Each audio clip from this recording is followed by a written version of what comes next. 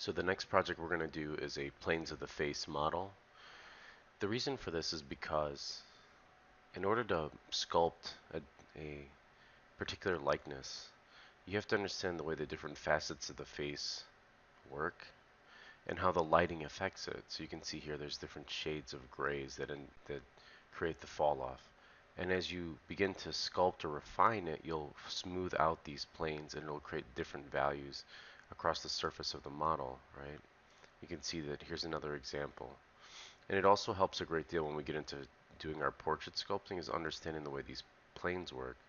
My personal training in drawing was at a classical atelier that followed the Charles Bargue method. And so if you look at this,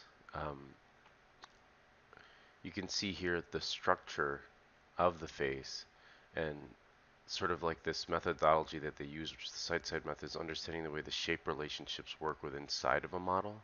And if you can get or understand this, the way these different facets work, you can take something, break it down in the smallest possible way, begin to smooth out and refine those edges, and you'll have something beautiful. Sort of like the way a sculptor would draw, right? Is understanding those different shapes. All right, so here we are in ZBrush. Let's go up to Preferences, Initialize ZBrush, so that we're all looking at the same thing here. And what I have is whenever I initialize it, it gives me this basic flow. So you go to Document, you hit double, it'll expand it out like this, right? The next thing we want to do is go to Document, and I like to just take my range and just look at a flat, empty, gray world. I'm not a huge fan of the gradient. The next thing we want to do is go ahead and add our sphere. So I'm going to go to Simple Brush, and I'm going to grab a regular sphere here, and then I'm going to hit T so I can edit it.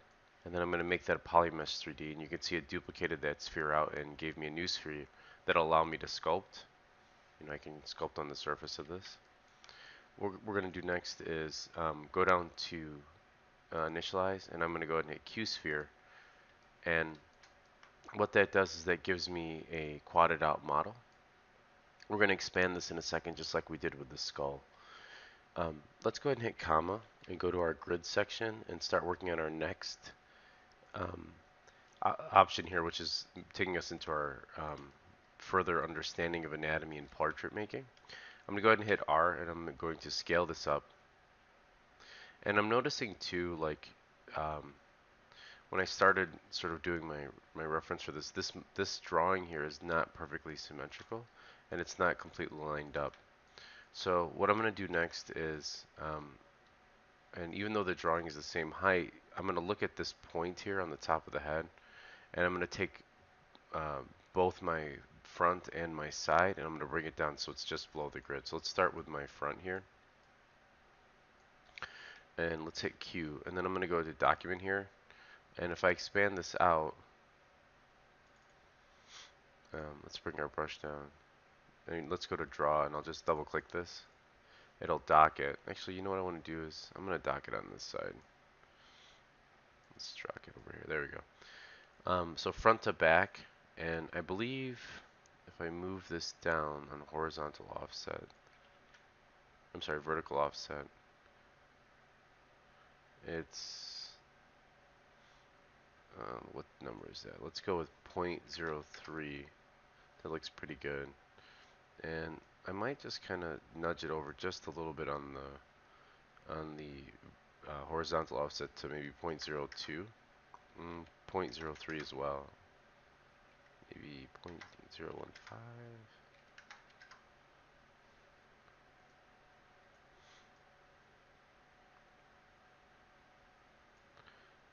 It looks like it's point 0. Oh, I'm sorry. You know what the issue is? It's negative 0.04. There we go. And that looks pretty good. And then let's go to our side view here. And like I said, I lined that line up there. So just in my left and right, I'm going to bring that vertical offset down like this. So it's going to give us as close to, and I think, let's see, what is it, 0.09? 0.095.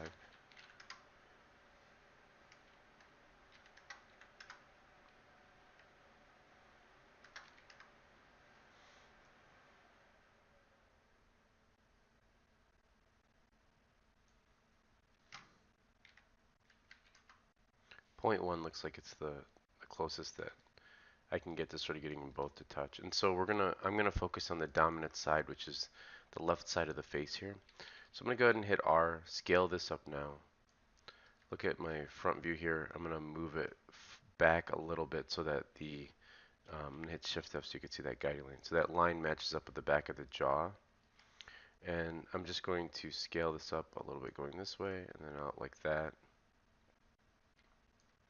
And I'm going to go back to my edit mode by hitting Q, and I'm going to turn on symmetry again by hitting X and grab my move topological, and then just start moving these points out around the head like this.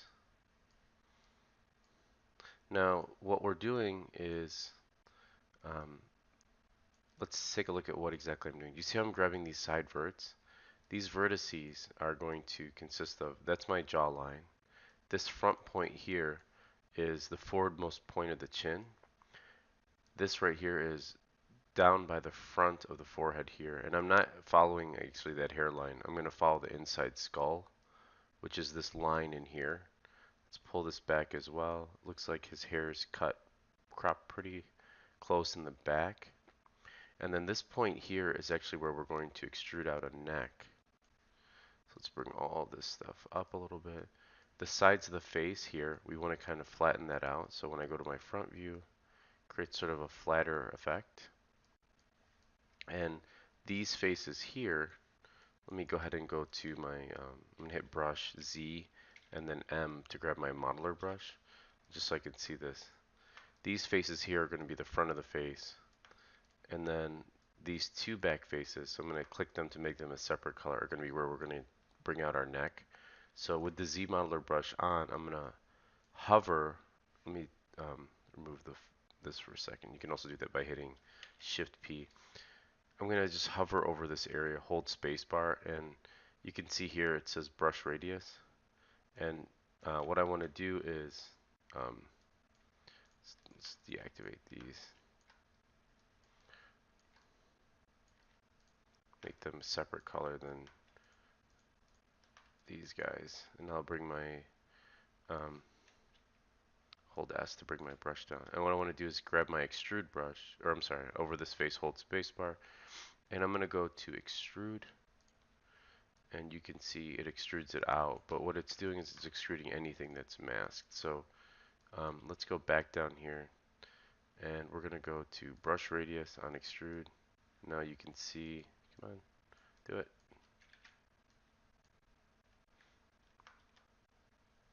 Brush radius, extrude. Let's bring our brush up a little. There we go. Oh, let's do a single poly. Whenever you have two of this consecutive faces like that, you have to go to a single poly. So let's bring that out. And then I'm going to hit Shift P again and grab my move topological brush like this. And I'm just lining up the neck. Let's go to our front view. Let's bring it down and sort of flatten it out.